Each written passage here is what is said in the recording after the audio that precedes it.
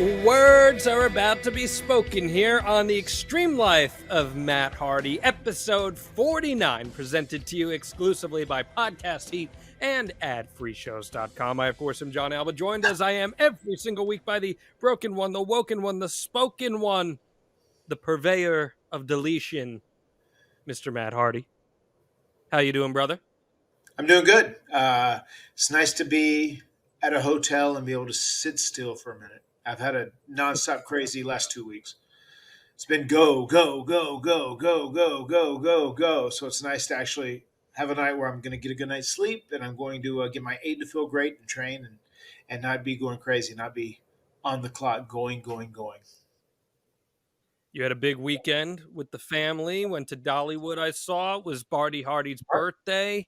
Looked like a fun time. Anything you'd like to share with us about your weekend?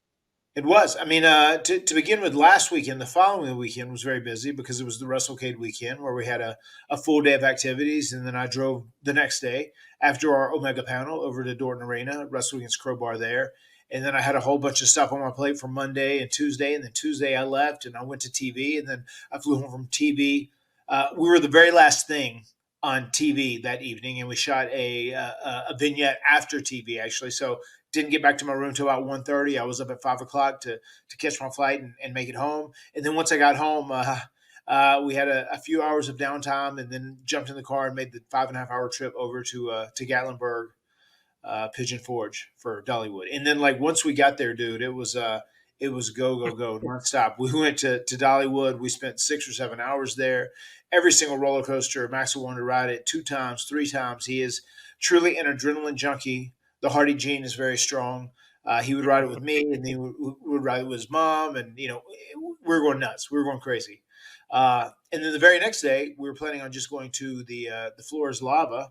It's a game that Maxwell and Wolfie are very fond of, and they like a lot on different videos and YouTube and whatnot. So they got to actually play that in real time. And on top of that, we went to a very special pirate show, which was cool. We watched the pirates perform, and they tell a little story, and they feed you and whatnot. It's very theatrical, very entertaining.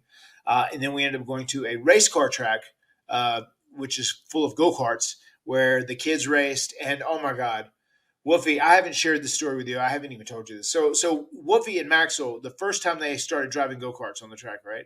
So they get in there, and the guy's buckling everybody in. There's probably 5 or 6 kids that are taking it. It's the smaller kids' course. And Wolfie just fucking hits the gas, and he almost runs over Rebby, who's trying to put Maxwell in.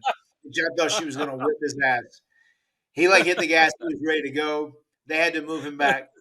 He took an early – he was called for being offside again, took an early start a second time. And then they started riding the track, and then he went the wrong way. He came around the track and went back to where they took off and started driving down that. And he did that twice, and he ended up getting kicked off his first track ever. Wolfie, the first time he ever drove a go-kart, he literally got booted from the track, and they wouldn't let him back on it anymore. So there were a couple other tracks which he went on, and he learned his lesson from that time. But, oh, my God, what a wild man. He is an absolute maniac. So they had a really good time. We also did a deal where myself and Rebby were driving go-karts, and they were our partners. It was a lot of fun, man. A really, really good time. They had this huge arcade. They had all kinds of different stuff to play. It was just a big, massive facility altogether. So we had a huge time there. We didn't end up leaving until about 9 o'clock that night, and then I rolled back in at the Hardy compound about 2 o'clock in the morning. So it was a long weekend. Wolfie's got the Brother Nero gene in him, huh? Oh, my God, he does. He certainly does. And then, even though we got up at 2, we got in at 2 a.m., we got up bright and early that next day, and then we set everything up, and it was officially Barty Day. So it was December the 4th, and it was Bartholomew's birthday, and we did it up real big for him. He was the center of attention. He got all the gifts. He got all the cakes. He got this specialized piñata that we were going to rock and roll. So he had a great day, and he really enjoyed it, and he took a lot of pride in turning 3. So he's saying he's going to be a big boy like Maxwell and Wolfie now. So we shall see if he's going to graduate from being a baby into being a big boy. Well, he told me he was 25 years old, so I don't know. I don't know where he's at mentally, at least. But I love hearing about the House Hardy, man. All of us love hearing about the House Hardy. Good to hear that you guys had a great weekend. Yeah, I know that you value those days together. So, especially being on the road as much as you are, it's very much something that it's hard to come by almost. So I'm happy for you, and I'm glad that you got it, my friend. It is. It's very testing, but balance is very important in life, and I have found a very solid balance in life between family and professional life. Well, last week we spoke about Jeff Hardy returning to WWE in 2006. Mhm. Anything you'd like to bow tie on that episode, Matt? No, I mean it was a really enjoyable episode. It got really good feedback. People seemed to really enjoy it, and I'm glad they did. And it's one of those things. It was very cool talking about Jeff returning to WWE. I hope before too long we can talk about Jeff returning to AEW. That would make me very happy. Listen, this is an Ask Matt Anything episode. We got like 45 questions asking this. So before we even jump into our questions, I'm just going to ask you straight up. Everyone wants to know, do you have an update on Jeff? Is there anything you can share with us at this time about Jeff? Yeah, I mean he's basically doing the same thing he's been doing. He's doing exactly what he needs to be doing to get to where he needs to be in life, and you know, more or less, we've just got to get these legal issues behind him before we move forward. So that's kind of where we're at with Jeff, and we're hoping that happens sooner rather than later. All to your knowledge and in a good headspace. Everyone cares about that more than anything. Have you seen him in a good place lately? Yeah, he seems to be in a really good place, which is very nice and refreshing to see. So you know, hopefully that continues, and we get him back to where he belongs. We love to hear that. That's great news. Um, you mentioned you got good feedback. Well, the great feedback you and I got this week was we got so many responses for the Spotify Wrapped contest and the Apple Replay Oh wow, yeah, contest that we put out. crazy. So many people have got the Extreme Life of Matt Hardy in their top 5 podcasts of 2022.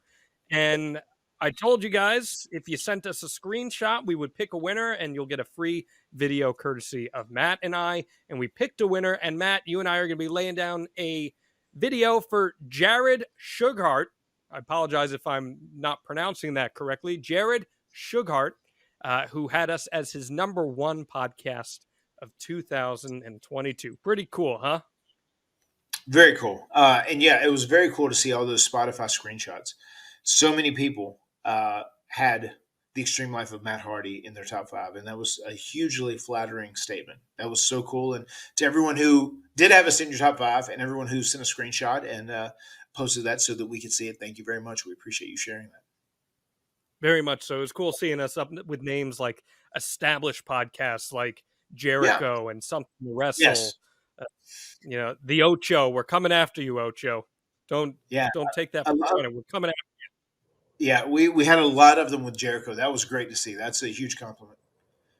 Yes, and if you would like to hear our episode with Chris Jericho, we had him on the podcast earlier this year on the Stadium Stampede episode, which is available in our archives at extremehardy.com. Now, before we get to the questions, Matt, there's one more thing I'd like to cover. There was a report earlier this week from Fightful that said you and Ethan Page have been very much involved in telling this story that we're seeing unfold on AEW television. And even this past week on Dark Elevation, we saw a lengthy little segment where I could have sworn for a hot second I saw another entity show up, another vessel pop into the presence of AEW television. What was that about, brother? What was this? What was this entity you saw that showed up? I heard some snarling and perhaps a loss of control of your mortal being. It appeared that way to me. Perhaps I'm reading too far into this here. Well, I can't say I am not a big fan of Ethan Page. I think he's an asshole. Mm-hmm. Very creative guy, but is he an FI? I do think he is an asshole. It's hard to call him an FI because he's got a pretty good head on his shoulders. He just uses it for all the wrong things. So yeah, there was a point in there where I snapped a little bit. It could have been a flash of Damascus popping out of my mortal vessel. And I don't know if we continue along the same path and he keeps punishing and doing things to private party that negatively affects their career, then I might end up broken before it's all said and done. Boy, howdy. I heard them. I heard Private Party was even saying, "Hey, man, don't let them break you." And that just A little bit of that came out. yeah. That's And then I dangerous. heard Though. I promise you, Ethan Page, if we end up going down this avenue, this is going to be something you will regret. more than fair. More than fair. It's been an enjoyable feud. I'm excited to let it play out, which, of course, is a t-shirt you can get at boxofgimmicks.com alongside Matt Fact, Matt Fiction, our 5-5 t-shirt, among many others. So we have Ask Matt Anything, Mr. Hardy. Without further ado, hit us with that Matt Fact. Matt Fact, Matt still finds roller coasters exhilarating. Do you have a favorite roller coaster in particular?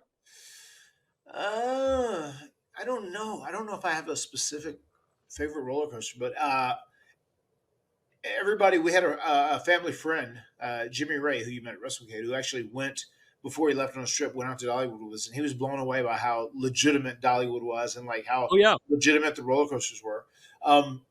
It was a lot of fun. It was so crazy. Maxwell, as I said before, wanted to ride every single one, and he would have rode every one 3 or 4 times. If we would have kept doing it over and over. I mean, he truly he has that gene. He loves it. And one thing that I still do love about roller coasters is just that feeling you get when you kind of have to just let go and you're not in control, and you just let the adrenaline kind of take over in your body, and you enjoy the ride and the view. It reminds you that you're alive. As crazy as that sounds, there's something about that I greatly appreciate. Is there any comparison to, obviously on a roller coaster, you're not going to feel something like a big bump, but is there any comparison to, like, for example, TLC1, you're about to take that big bump backwards. There's nothing you can do. You're going. Is it similar in that sense? Yeah, I mean, I think some of the adrenaline rush is Right. for sure, Right. because it's just like you're doing something that isn't natural for a human being to do in theory. Obviously roller coasters are meant to be, as safe as possible, and you have the ride and you do it. And I feel like I have that in the back of my mind, and that makes it even a little more enjoyable. When you're wrestling, you hope in the back of your mind, you have planned things out to be as safe as possible, but you also don't know, it could go awry, it could go wrong. So that adrenaline also kind of kicks in, and that makes it almost more exciting. But whenever you make it through those scenarios in pro wrestling, I feel like that is one of the things that reminds you that you're alive, and there's a great feeling to that as well. Brother, I grew up near Six Flags Great Adventure here in Jackson, New Jersey. King Ka, 456 feet tall, 128-mile-an-hour launch. Talk about an adrenaline rush. Holy moly. That is where it is at. I feel you on that with coasters, though. As my older age has creeped in, Matt Hardy, I am certainly starting to feel those coasters a little more. And the motion sickness is starting to creep in a little bit. So I can't sit in the back seat of a car anymore.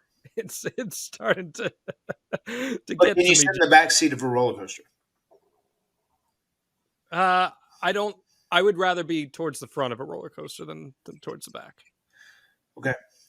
The back, you get some serious weight. That seemed to be the general consensus whenever we were riding on the roller coaster this week.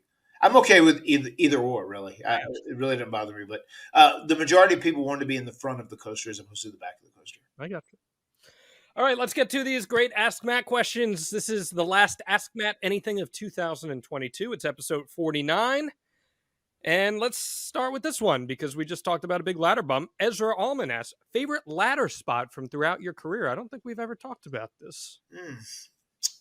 One of the ladder spots that I hold very dear to my heart, which kind of is the first one that pops into my mind, is when Jeff and I did the event Omega in the table match in Royal Rumble 2000 against the Dudleys. And I was on a ladder and Jeff was on the top turnbuckle, and we put Bubba through a table, and it was rough on Bubba. Bubba caught a bag of potatoes on the way down at that, because once again, if you don't hit it the exact same time, one of the guys is going to crush whoever you're doing it to. And we didn't hit at the exact same time. We were very, very close, like a tenth of a second, apart. And Bubba ate it, but it was a very iconic moment. And I remember that being one of my favorite ladder spots back in the day.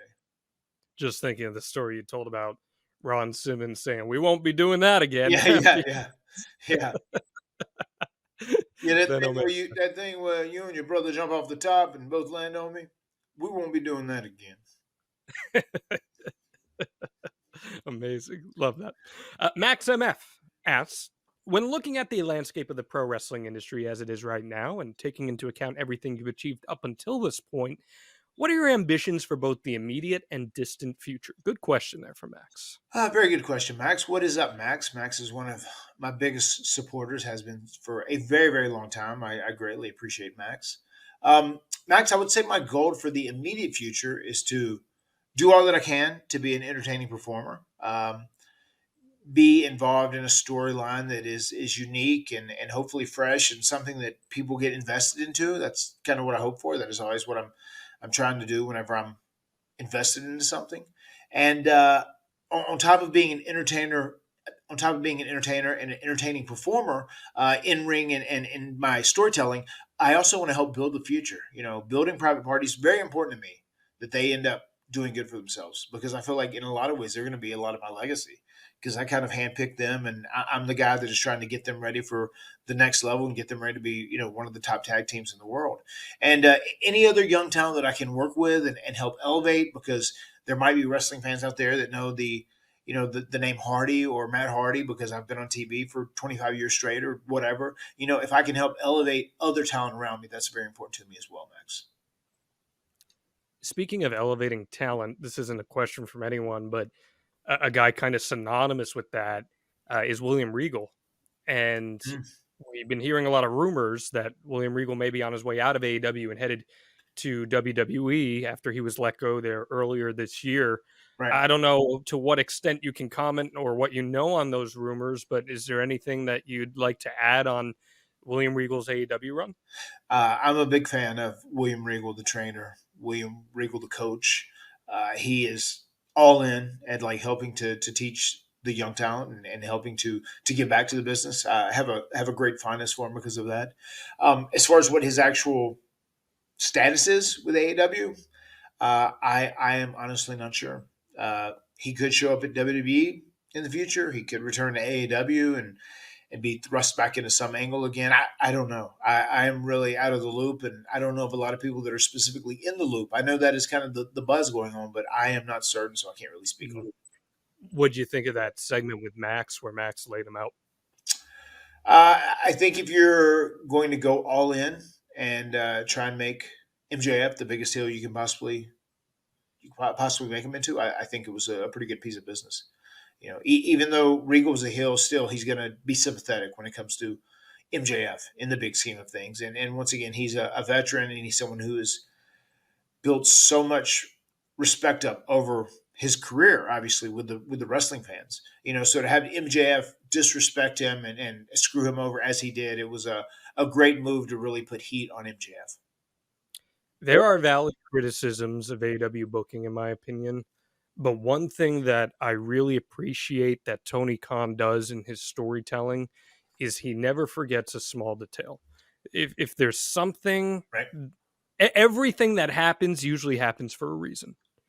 And Max, since his return, playing into the whole sympathy for the devil, making a deal with the devil stuff, William Regal made a deal with the devil, and he paid for making a deal with the devil.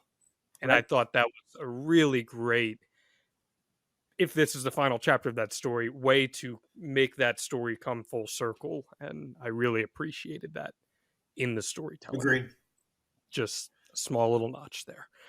Stephen Phillips asks, less extreme, but what is your favorite North Carolina barbecue restaurant? That would be Pick and Pig. It unfortunately burned down. Oh no! Almost a year ago. So it's very famous. It was John's Barbecue in the Southern Pines area, which is like 15 or 20 minutes from me. and it was a family-owned business. And then they moved out to a location in Carthage, which is about 15 minutes from me as well. And the family ran the business. They had a very unique place. Rebby hates barbecue, but she liked going there for some of the chicken dishes they had and whatnot. And it was also by like a local Carthage airport. There were planes out there. It was a real unique setting. The boys liked going out there. They would run around and whatnot. There was all kinds of space. But they have the best barbecue in the world, in my opinion. And they have rebuilt, and they will shortly be reopening their place. So looking forward to that. What was your go-to meal from there?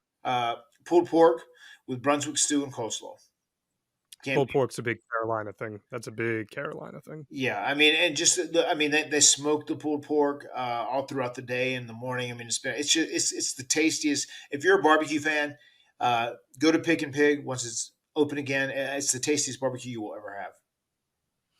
Well, at like 4 a.m., that's what I'm doing, watching smoking and barbecue videos. Right. So I'm all about trying those things out.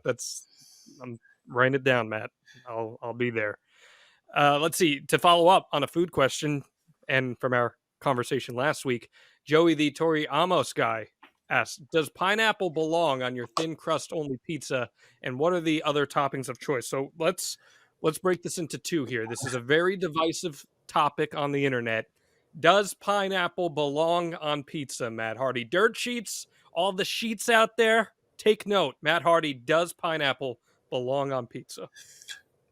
It's not my choice. If I'm going to eat, I'm a very basic thin crust pizza with extra pepperoni and cheese. That's what I'm all about. That's my favorite.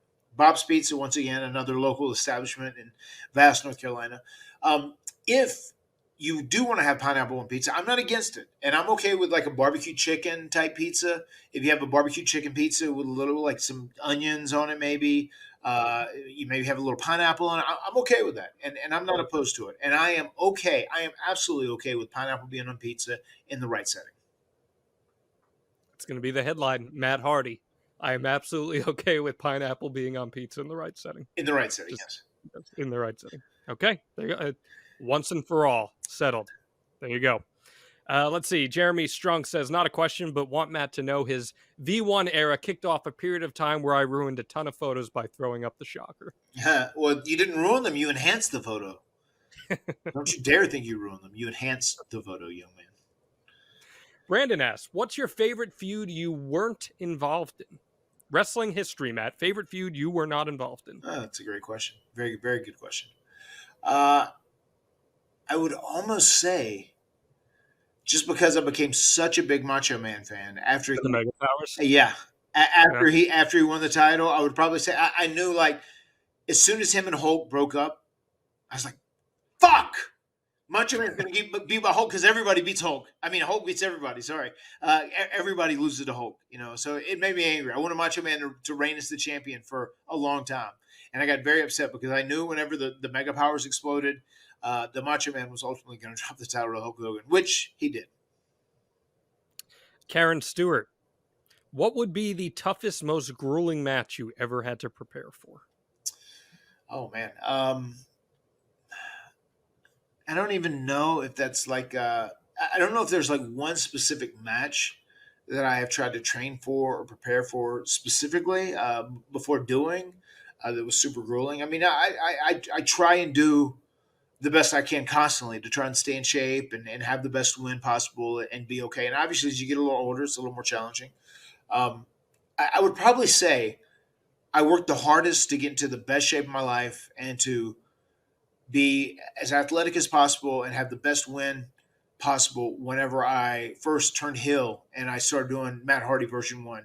When I was doing the Sensei of Magnitude, I was in really good shape there. I could go wrestle for 45 minutes or an hour. I had great wind. So that's probably when I was in my best tip-top shape at that time. Yeah, I'd probably agree with that. Is there a particular match from that era that really pushed you? Or I probably working against Ray, I'd assume maybe. Yeah, maybe. I mean, Ray was super easy. I mean, those were never hard matches. They were very easy. I mean, I think what pushed me is just to stand out from Jeff and be different, really stand alone as a solid worker on my own, have a good look, be in the best shape I could possibly be in, and be able to go out to the ring and wrestle for 45 minutes hard. Dave wants to know, what's the worst match you've ever had in your personal opinion? Um, Probably, I would say the worst match I ever had was the first match with the Italian Stallion, where I wrestled a guy named Maverick, who was like his JBL at the time. He was the enforcer of the PWF locker room. And Stallion literally put him in the ring with me just to kind of see what I had. And I know we got in there and like he just said, just listen to me out there, kid. I'll call it. And we locked up, and I couldn't even pretend to like do a headlock with the right now. I'm just so used to the left. He said, grab a headlock. And I put him in a headlock, and I did it with my right arm. And he said, what are you, Mark? And then he like suplexed me back on my head, like you would see in Japan. Um, and it was a very chaotic match. A lot of things he was calling, I wasn't sure of what he was saying, because as you had said before, too, at the panel, we weren't technically trained at that time. We just kind of watched what we saw on TV and we emulated it. We really didn't know the insides and outs and the terminology and the fundamentals of pro wrestling at the time. So I did some really cool stuff in this match, but just like looking back at it, I mean, I just wasn't ready to wrestle a match on that level where you just call it on in the ring as this guy was wanting to do. So that would probably stand out as being my most unsolid match, my worst There's match of my career. there's a story from that time period that you told at the Omega panel about Jeff that Yeah. I'm going to tell you guys, if you haven't watched it on the Title Match Network yet, in 2 weeks' time, you're going to be getting this episode at the Omega panel. It's going to be dropping on our feed for everyone to hear. And Matt tells this great story about Jeff being in the ring with George South around that time, and it is really, really funny. So I'm looking forward to everyone hearing that story if you have not heard it already. Josh Henney, big fan of the podcast. What's up, Josh? Big supporter. This guy binge listened to the entire podcast spectrum in like a month's time. So big shout out to Josh for that. It says, do you have a referee that you love to work with now or in the past, and one that was difficult to work with? The first guys that stand out in my mind, Mike Yoda was always a blast to work with. Yeah, exactly. Brian Hebner was always so much fun to work with as well. Kevin Keenan, just because he came down and he did the final deletion, he kind of stands out to me as well. Actually just worked with him again just recently, a couple of nights back to back. So those are the guys that really stand out as far as being guys that I really enjoyed my experiences with. As far as being a referee that was hard to work with or deal with, I didn't really have one that I dreaded working with. Mm-hmm. You're a big Charles Robinson guy too, right? Yeah. I'm a big fan of not only Charles Robinson the ref, but Charles Robinson the person too. What a great human being he is. Little H. Yeah. So I'm going to pivot on that question then here. Maybe not someone that was difficult to work with, but as we know, every referee has a different count, and that can be difficult to adjust to as a performer because you might be used to, like Earl Hebner had the super slow, dramatic, drawn out counts versus, I don't know, someone else who might have a much quicker count. Nick Patrick had a very weird cadence to his count. Is that difficult as a performer to find that sweet spot with each different ref? I don't know. I feel like I'm pretty good at gauging the cadence of someone's count. Like if I'm there and I worked with them and we get like a one count, a two count a couple of times up, I feel like I'm pretty solid. I have a pretty good ear for it at that time. And I feel like I'm pretty good at timing my kickouts if I have a good grasp on their cadence. And I feel like I'm pretty good at getting hold of the cadence of whatever referee I'm working with. Kurt Angle was unreal good at that, at kicking out at 2.9999999. Roman Reigns is very good at that too. The most important thing is just that the ref is consistent with his cadence. If he has a consistent cadence, with his count every single time, then that just makes it so much more easier. Who's your favorite referee in AEW to work with? There's Bryce Remsburg is really, really good. I think he does a great job. I enjoy him as a ref. He's also very aware. He always keeps everybody clued in on like what they're doing. It's crazy. I like Rick Knox too as well. He's a lot of fun. He's a Young Bucks guy who's a big, Reseda guy, but I do enjoy him too. He's a funny dude also. I want to ask you about Bryce because you just brought him up. Yep. Bryce takes a lot of heat from the internet. There are a lot of people that Everybody at AEW takes a lot of heat from the internet, That's John. fair point. Fair point. Fair point. But Bryce takes a lot of heat because a lot of people say that he's too animated and he steals the attention in a match. I personally could not disagree anymore. I think a referee that sells the action with their face Right. really helps tell a great story in that. Is there anything that you can comment on in regards to something like that? I don't think he tries to steal the show. I think he's just very animated. I think he's very entertaining as a referee, and I just think he's out there trying to add to the match. I don't think he's trying to take away from anyone. I think he's trying to add to the match. I agree entirely with you, and I think he unfairly takes criticism from people. Now, Rick Knox, there's a lot of missed tags in Rick Knox matches. Rick Knox is kind of like a lucha libre referee. He lets a lot of stuff go. That's I call him that sometimes, the lucha libre referee. He just kind of lets a lot of stuff slide. He wants to let the wrestlers entertain the people. He lets some stuff slide.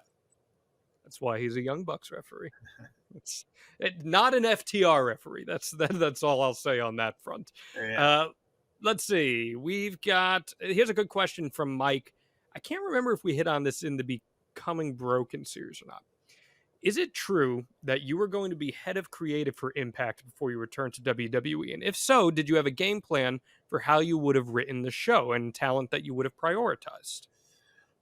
Funny that you asked that. I wasn't going to be technically the head of creative. I was going to have a much more impactful role when it came to creative. I was going to have a much bigger say. I was going to have a lot more input into what was going on.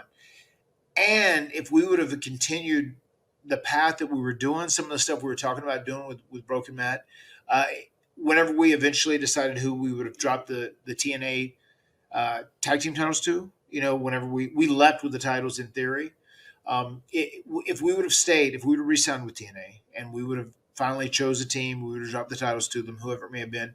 There was a point where they were already talking about me maybe even having another world title run, doing it as Broken Matt.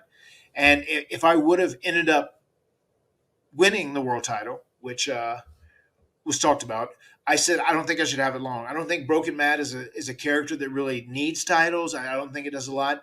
And the guy I was saying then, who was getting really hot, who I wanted to try and make sure, if I win the title, let's make it a big deal, do a couple Hardy compound things. 3 or 4 weeks later, I need to drop it.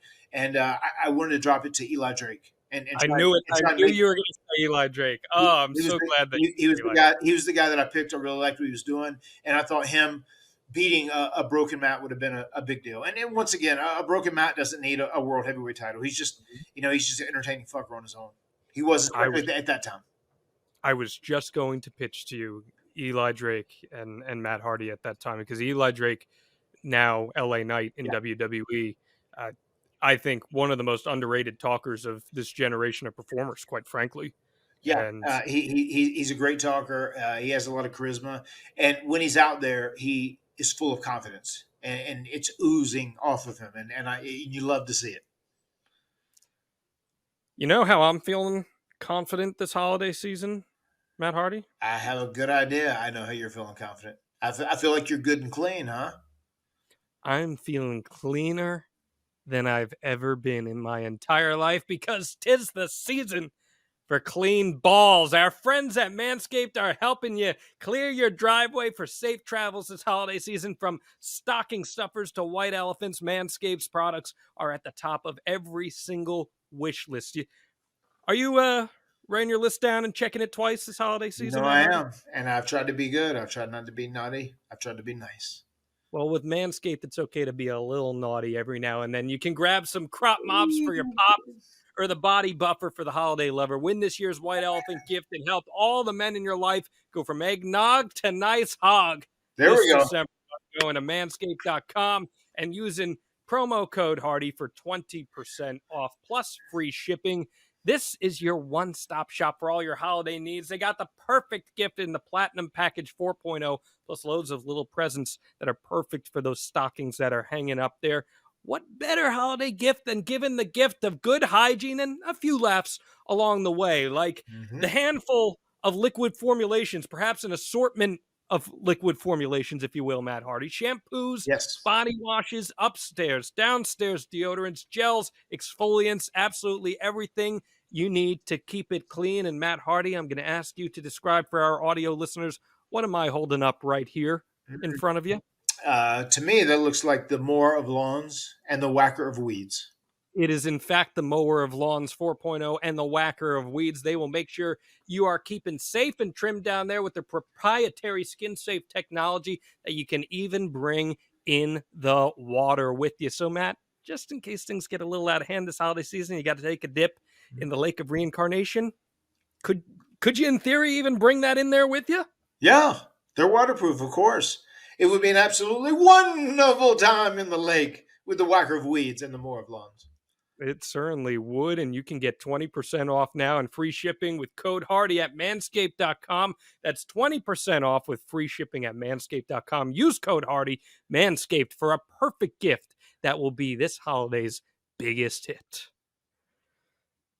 Always my favorites here on the Extreme Life of Matt Hardy to shout out our friends over at Manscaped. It's going to be a great holiday season, and I promise you, they will make things even better for you. We're talking about Impact here, Matt. Valerie, big fan of the Extreme Life of Matt Hardy, says, which tag team titles from any defunct wrestling promotion would you and Jeff would have loved to add to the Expedition of Gold? And which tag team titles from any active wrestling promotion would you and Jeff like to add to it? That's a great question, and I'm so happy that Valerie asked that question. So whenever we did the House Hardy Halloween, the little series, and it featured Jeff Hardy in it, and I was obviously Broken Matt in the deal, and it had House Hardy, the family, and we had the Dome of the Leash and everything else. So if we were going to start doing this series as a regular on the network, we were gonna be able to kind of contain the Broken Universe right there and kind of do whatever we want and kind of like creatively be in control of whatnot. So I had written out some episodes that I wanted to pitch and do going forward, and we'd kind of had the green light to do it. Some things changed in the budget and whatnot, and it didn't happen. But one of the things I was really set on doing is I wanted to teleport back in time to Philadelphia, to the ECW arena, and I wanted to shoot something in ECW arena where we fought the Dudley Boys for the ECW tag team titles and defeated them. So we could have got it on our record. So that was an idea that I had, going back in time and having a battle in the ECW arena. All these things were feasible, and they could have happened. You know, WWE could have set this up and made everything happen. And the Hardys versus Dudleys, and then we actually were seen and listed as official ECW tag team champions. I don't know. Would Boley have been down to put you over there at that? That's his target territory. Devon would have, brother. if we'd got Bully the right payday, he would have played. All about the payday, brother. You talk about heat magnets, Bully Ray, heat magnet, and he is all about it. He's more than happy with that. What about current promotions? Any active promotion? New Japan? Yeah, that would be great. I was going to say AEW. You know, obviously AEW. I really hate that we didn't get to win the AEW World Tag Team titles when we had that first shot at them. New Japan definitely stands out. That would be something that would be great to put on our list.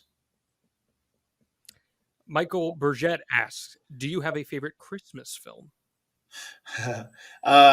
Growing up as a little kid, I was a big fan of Rudolph the Red-Nosed Reindeer whenever that would be on.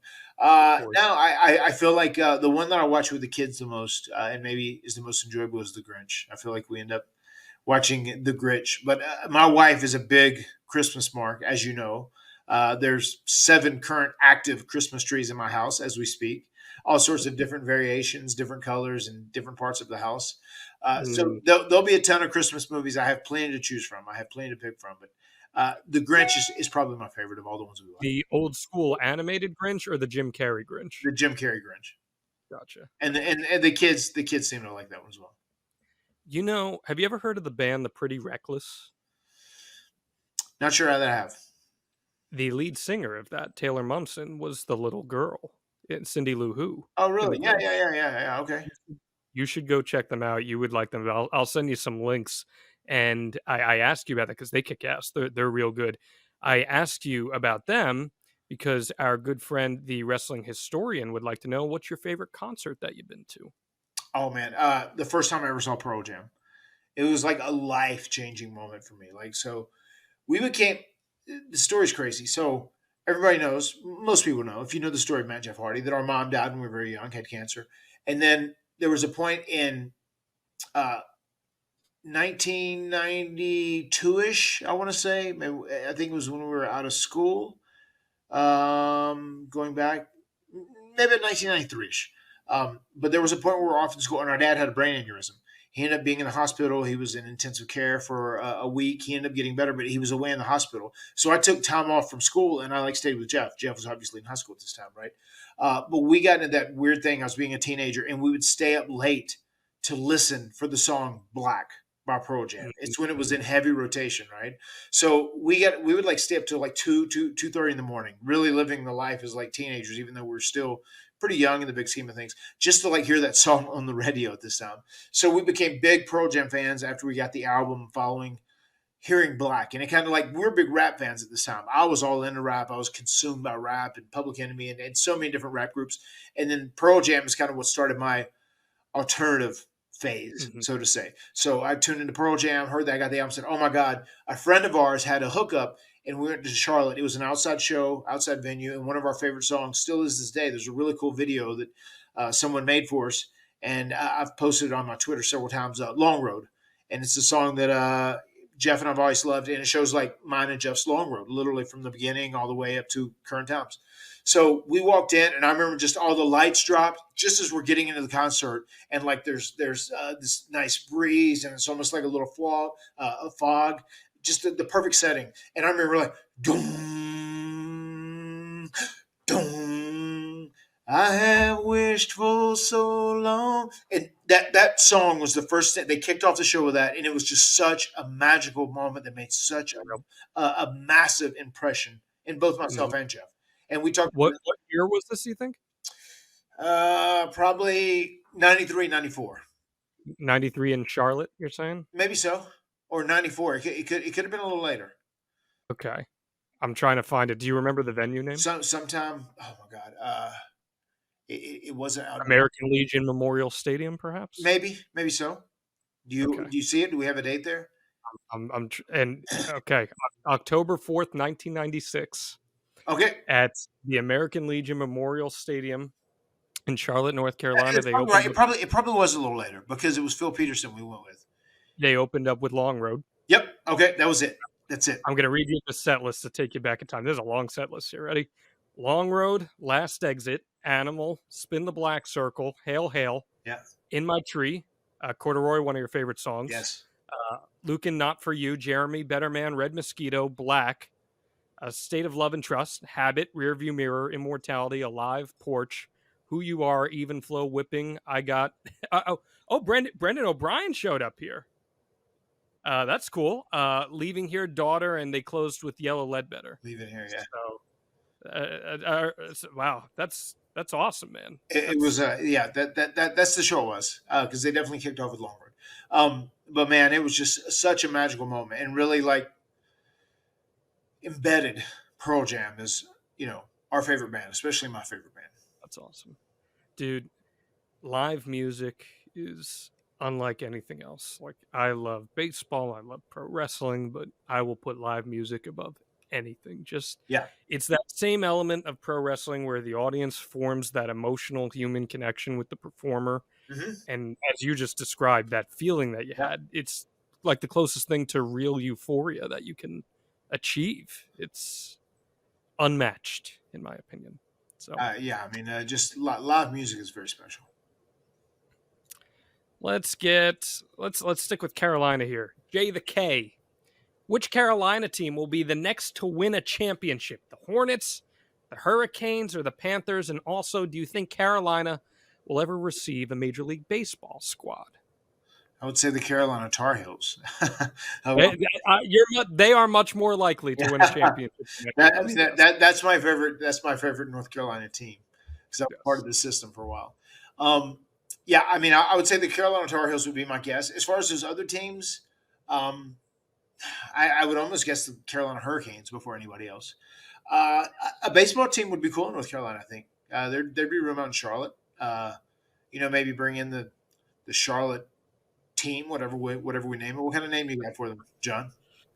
I think if you saw a Charlotte team come in, it would probably be a relocated team rather than an expansion team. Like if Yes, like the right, Tampa Bay Rays were to move and they could stay in like the AL East or something like right. that. So whether they kept a name like that or Charlotte, I don't know what are some like North Carolina tropes, because that's usually where team names come from. Tropes and stereotypes are where things. Yeah, eh, the Charlotte pulled porks. I don't know. What are we going with here? right. So Uh, it's, yeah, hmm. I don't know. That'd be cool for you. I mean, I know you're a big baseball guy. You like Yeah, baseball. You I thought you were do. going to be a baseball player at one point in Yeah, your life. So yep. The Charlotte Critters. the Critters. Okay. I like it. I like it. That's cool. Yeah, I think the Hurricanes probably are the ones. I've got a confession for you. We've never spoken about this before, and it might change your working relationship with me. But I grew up a Duke fan. Oh, that's fine. I don't have that kind of heat. You know me, I'm a middle of the road guy. I like my Mm, team, but I don't hate on anybody else. I grew up a Duke fan. I was JJ Redick is one of my all time favorite college basketball players, so I was all about those early 2000s Blue You a Devils. Christian Leitner fan? Man, great documentary. I Hate Christian Leitner. It's an ESPN 30 for 30. It is an all-time great sports documentary about just that one moment and how much vitriol and hate that it's spurred from sports fans around the United States. It's pretty incredible.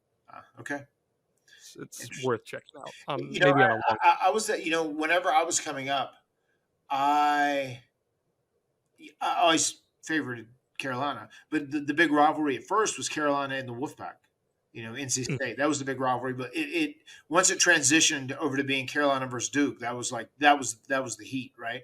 So Yeah. I always, if Carolina would get knocked out, I would always pull for like NC State, or I'd pull for Duke, whoever's there. If it was a Carolina team, I'm not one of Okay. those. Uh, You're not tribalistic. I'm not tribalistic like a lot of the pro wrestling fans are, or like a lot of the sports teams fans are. Oh, rabid sports fandom is a very real thing. Yeah, So since you're not tribalistic, how about I ask you a WWE question? go crazy.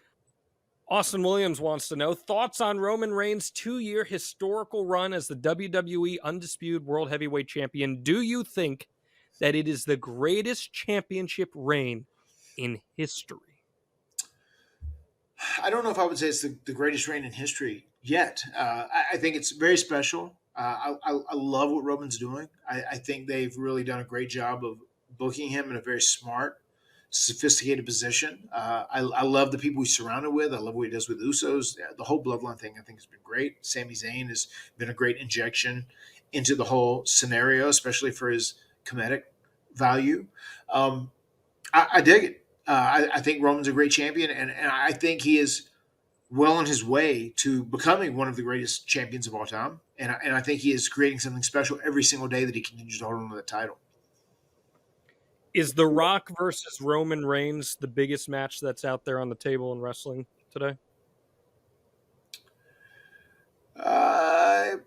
Probably so. Probably so from a WWE perspective, I would guess. I mean, I think there's some guys at AEW that have been built up. I think Cody eventually is going to be a big deal. Him versus Roman. I think like a Kenny Omega versus Roman would be a big deal. Yeah. Yeah. I'd say Rock versus Roman, Rock versus Roman, Roman versus Kenny, and Okada Omega in the United States are probably the three biggest matches on the table right now Right. in pro wrestling. Just my opinion that those are probably the three biggest matches on the table as things stand. But let's another question that has been really highly debated. There's been a lot of rumors this week that if Rock is coming in for WrestleMania, that he would win the Rumble and face Roman at Mania for the title. Do you think a Rock Roman match needs a championship attached to it?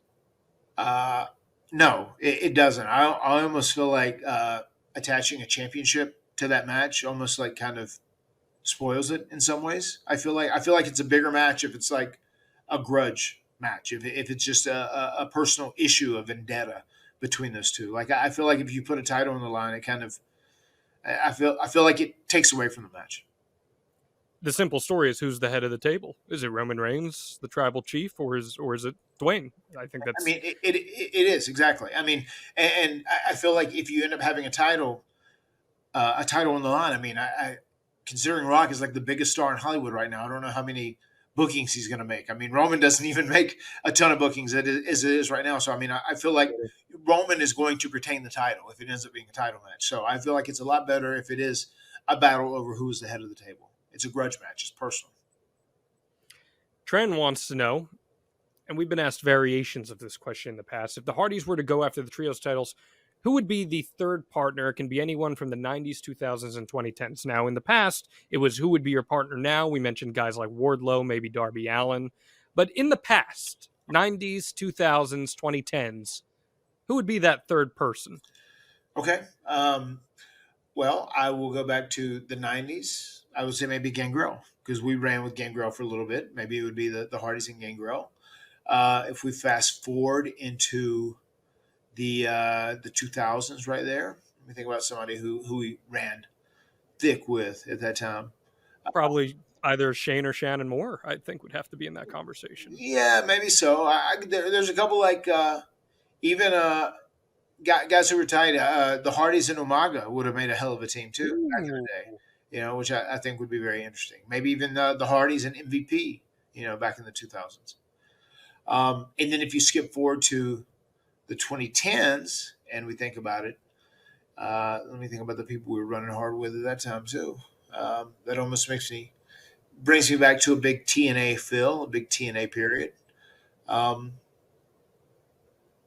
that even might be a Shane there, like a hurricane, even at that point, just because we were involved so much in like the deletion stuff. Like Shane was always on the scene whenever we were filming those things. Typically, there's got to be somebody else, like a Bobby Lashley, an EC3, maybe Neela Drake. You know, any of those guys from that time period too.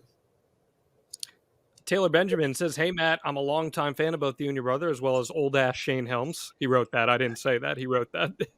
That being said, I've watched a lot of your YouTube videos through the years and just want to ask, is there any chance we can get another watermelon duel? I never say never, man. Who knows if we could like kick off this Hardy show again, maybe even do little bits and pieces for Rebby's TikTok or whatever. There could be like a quick little watermelon duel. She's not a big a long form storyteller. She's definitely a short form storyteller. She likes to get in and out. She's Yeah. very much New York Minute. She gets her shit in as quick as possible. Like I'll be saying a line on one of her TikToks. She says, "No, you have 1.5 seconds. That's it. Don't drag this shit out. It's not 3 seconds. It's not 4 seconds. It's 1.5 seconds. Get the shit done." She really packs it in there. So yeah, maybe we will have another watermelon duel. Maybe we'll do it sometime on her TikTok or whatever. She actually just got some new deal where she's got several managers now because her brand is building and she's starting to make some more money off her content too. So maybe maybe I can quit this wrestling bullshit. Just do her TikTok videos. We've got Matt Hardybrand. Soon we'll have Rebby Hardybrand. I like the sound of that. That's cool stuff. I like that.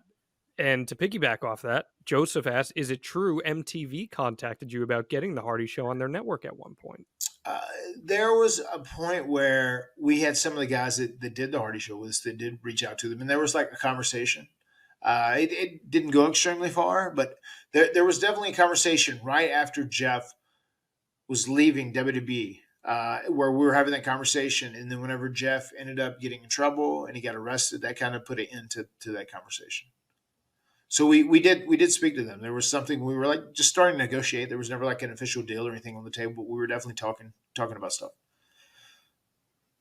Pat Pitts asks, why don't more promotions do their own variation of a Royal Rumble match? Are you a fan of that type of match? I mean, I'm a fan of the Royal Rumble. I think it's a cool concept. I think it's a really special way to make someone and build someone, and really, I love the fact that whoever wins goes to WrestleMania and gets the shot at the world title. I mean, I feel like a lot of other promotions maybe don't want to just straight up copy the Royal Rumble. They want to try and do something a little different, a little original. I think it's a very interesting match, and I think it's very cool that WWE created it, and they've really built it into a very special stable for their brand. Uh, I think other promotions have tried to emulate it with matches that are similar in different ways that also do things that elevate different talent. But I do like the Royal Rumble match for what it's worth. I feel like a lot of other promotions just don't use it because they don't want to straight up just copy WWE's ideas. And if you're in a Royal Rumble match and you get in early and you're supposed to be, because every Rumble match is booked with some sort of Iron Man, right? Like that's a big part of a Royal Rumble match. Someone goes a long way in it. Usually someone's going to have a run, yeah. You got to be in like Finn Balor style shape to have that cardio to go 53 minutes and that sort of thing, don't you? Yeah, I mean, you definitely have to be in shape, especially if you're going to be in there for a long time. And there's a great way that you can make sure that you're in Finn Balor style shape if you're going to be in a long Royal Rumble match, isn't there, Matt Hardy? Yes, I mean, that's what I do. I take my AG1s every day at the very beginning. You take your AG1s every single day to get in that hashtag Rumble season shape. What is this stuff? One delicious scoop of AG1, you're absorbing 75 high-quality vitamins, minerals, whole food source superfoods, probiotics, and adaptogens to help you start your day right. This special blend of ingredients supports your gut health, your nervous system, your immune system, your energy, recovery, focus, aging, all of those things, and gives you the mental clarity you need to go from 1 to 30 in a Royal Rumble match and beyond that. Tons of people take some kind of multivitamin. And it's important to choose one with high-quality ingredients that your body will actually absorb. Matt, before you were taking AG1s, how many multivitamins were you putting in your body every day? Way too many. Probably 10 or 12 every single day. Way too many. Well, guess with AG1s, it's all in one. It's a small micro habit with big benefits. It's one thing you can do every single day to take great care of yourself. And your subscription is going to come with a year's supply of vitamin D, which is so important to add as we get to these winter months and there's less light out there. You want to make sure you're absorbing that. And the beauty is the best part about it. It costs you less than $3 a day. You're investing in your health. It's cheaper than your cold brew habits, cheaper than getting all the different supplements yourself. It is an all-in-one nutritional insurance. And right now it's time to reclaim your health and arm your immune system with convenient daily nutrition. Just one scoop in a cup of water every day. That's it. No need for a million different pills and supplements to look out for your health, to make it easy. Athletic Greens is going to give you a free 1-year supply of immune-supporting vitamin D. And how many free travel packs, Matt Hardy? 5 free travel packs. They're so convenient too, aren't they? They're the most convenient. They're great. They've changed my life. All you got to do. Visit athleticgreens.com/Hardy. Again, that's athleticgreens.com/Hardy to take ownership over your health and pick up the ultimate daily nutritional insurance. And we thank Athletic Greens and AG1 for sponsoring the extreme life of Matt Hardy every single week and for keeping Matt Hardy still going as his athleticism declines in his older age. Thank you, AG1s, for keeping me up and running. Can tell that story. So I was on commentary for the Jeff Jarrett and Matt Hardy match, and I was trying to add like real life color commentary to this thing where I'm talking about coming from the sports world, and I'm saying, as athletes, you get towards the back ends of their career, their natural skill set declines and they have to reinvent themselves. They have to come up with new ways to stay in the game. And I guess the way that I said it was maybe a little more harsh than what I was intending to say. Right. And Matt calls me. He's like, I love the call. It was great. But did you say that I was like old and that my skills were like fading away from me? And I said, oh, shit. I'm sorry. And then I get a text from Rebby. She's like, what the fuck was that about, bro? Yeah, we were listening. Who said, oh, you can tell he's become more of a brawler as his skill set has deteriorated or whatever. And Rebby was just like, what the fuck? Not what I meant to say, but nonetheless, I apologize for how it came out. I still think Matt Hardy can go for what it's worth. And speaking of which, Tim Woody asks, will there ever be a Hardy versus Jarrett 3? That's a very interesting question, Tim Woody. Tim Woody, a guy who's one of the forefathers as well of WrestleCade. I don't know if you're aware of that or not, John. Did you meet Tim Woody there at WrestleCade? I think briefly. Okay, yeah. He's a good dude. He's been going through a lot of health issues recently. But Tim, I think as opposed to being just a Hardy Jarrett 3, I think there could be maybe a Hardy's versus Jarrett's 3, maybe at WrestleCade next year. Ooh, We're not talking Jeff Hardy here, are we? I don't think we're talking Jeff Hardy. We're talking about another Hardy, a very much hot-headed Hardy, not Jeff, Rebecca Hardy. A much scarier Hardy than Jeff Hardy. I think that's something. Do you think Rebby's got one more match in her? I think so. I think if the right scenario presented itself, I think she could. Yeah. Okay. I'm about that. I think it would be great. And like I said, if that's not in the cards, we got to get that first name Sham, last name Payne versus Jeff Jarrett match. Just got to get that. You got your comeuppance. Yeah. Now Marty Gardner is due his comeuppance. There we go.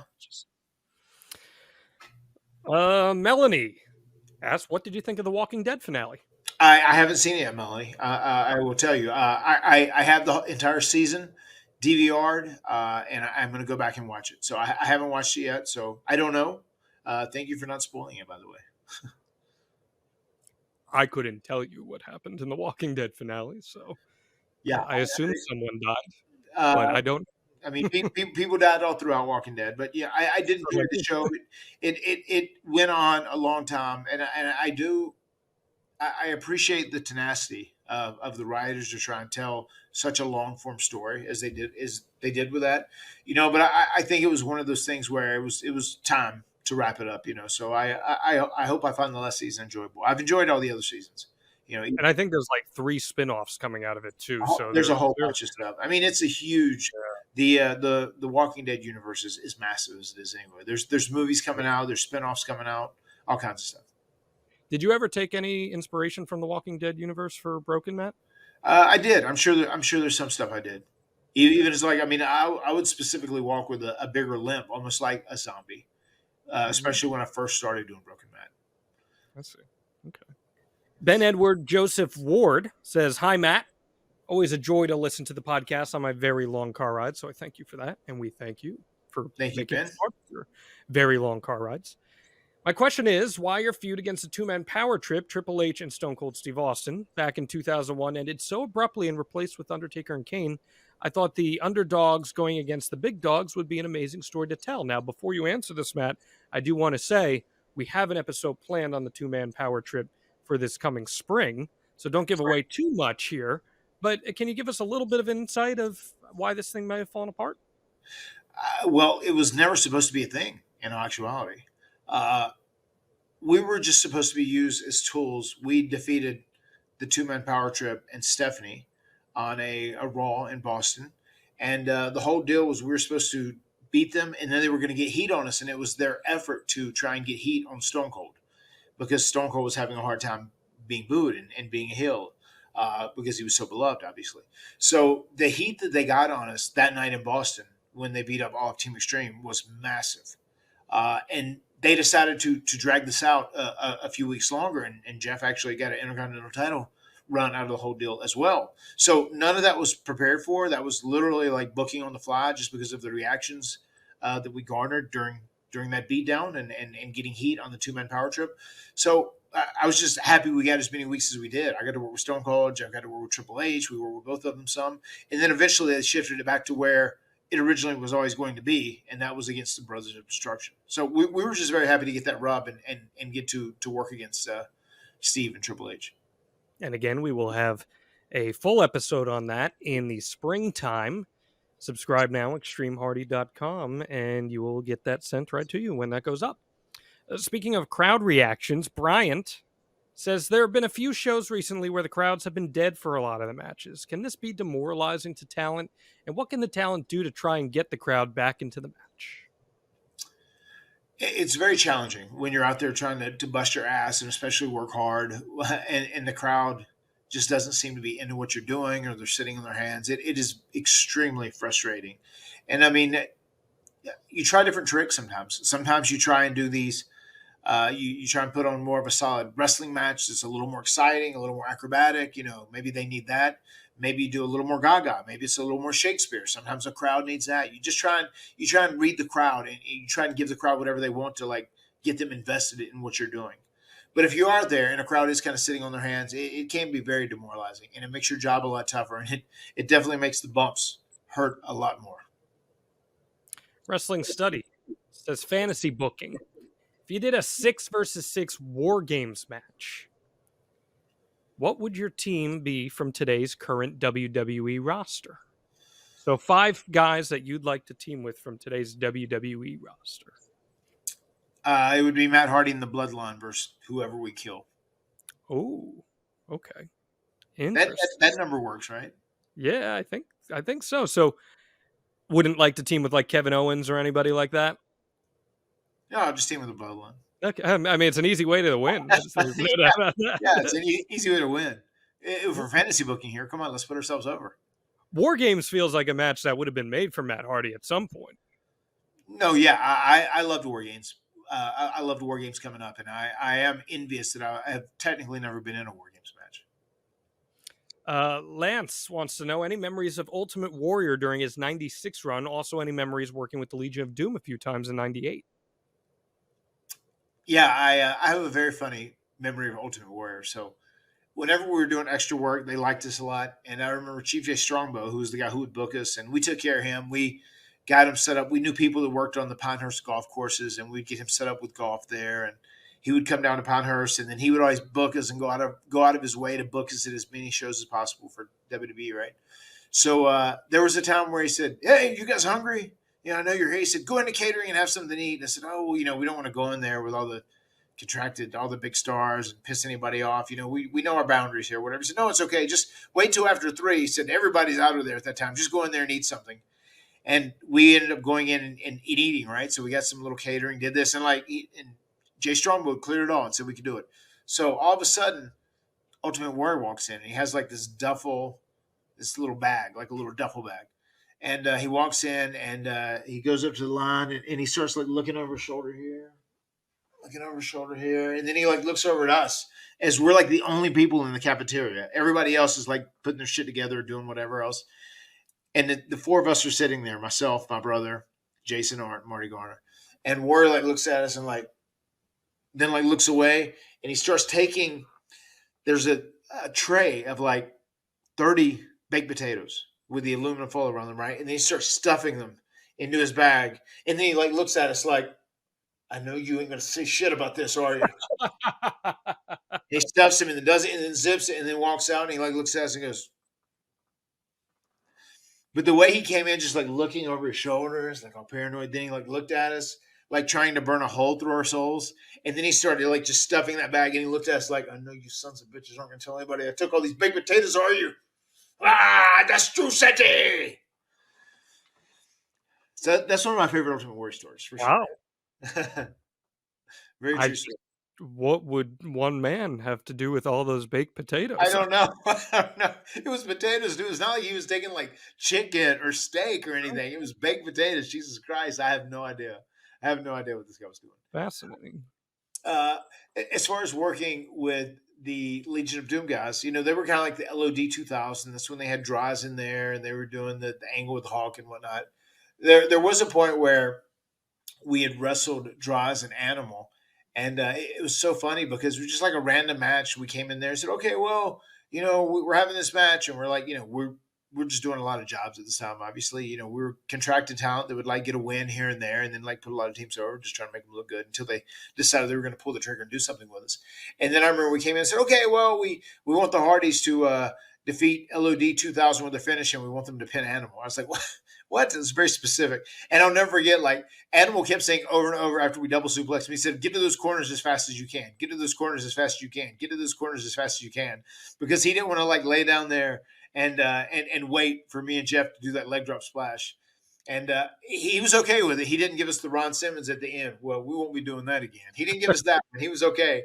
But I'll never forget, like, we grabbed him in a double suplex and dropped him. He's like, "Get to the top fast! Get to the top fast! Get to the top fast!" And he kept saying that over and over and over again. Once again, I get it, especially with how those guys were in the 80s and in the early 90s. Those guys are just still trying to retain, as much magic as they possibly could. And that's what Animal was doing in that scenario, I think. Did you ever see Draws puke in person? No, I didn't actually. You know, Maybe it was all work. I don't know. I I never don't saw. know. I never saw it in You've person. seen the Vince clip, right, from the Of documentary? course, of course. Can you give us your best Vince McMahon? He's gonna puke. He's gonna, he's gonna puke.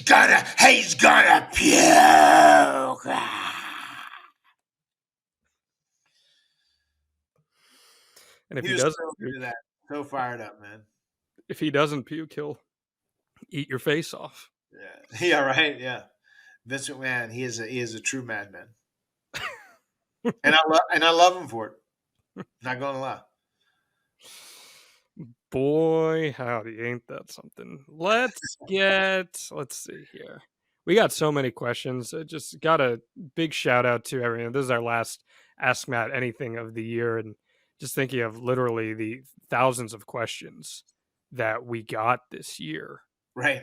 It's like literally thousands. It's just insane. Let's get a few more in, Matt, and then we'll call it a day here. Spidey Cloned says everyone has a favorite match. Something I like asking wrestlers is, what's your favorite match that others just don't get why it's your favorite? Could be a great match, an objectively flawed one, but to you, it holds that meaning in a place that you'll never forget. I almost feel like for me, when you talk about a favorite match that is kind of subjective, so to say, I guess, I would say the final deletion because there's so many people that didn't get it, they didn't like it, but like we created something so special that was so trend setting at that time. And there's a lot of people that still hate it. They think, the Broken Universe is the dumbest shit they've ever seen in their life, and there's some people that think it's the greatest shit they've ever seen in their life. So it was a very polarizing thing, but I love the fact that we were given the opportunity to kind of like step out of bounds, and like kind of cross the normal parameters of what pro wrestling is in 2016. And we created the final deletion. And I love the fact that it was just done so organically.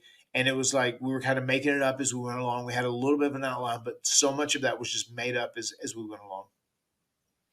We got a two-part question from Nathan. It says, one, how did it feel to be in a video game for the first time? And two, do you think you will be in the new AEW Fight Forever game?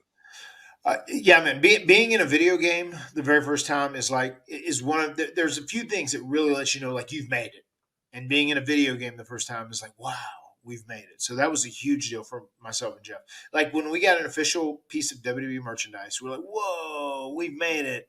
When we got a toy, whoa, we've made it. When you're in a video game, whoa, we've made it. Those are some of the things that are very important staples of like realizing the materialization of your dream coming to be.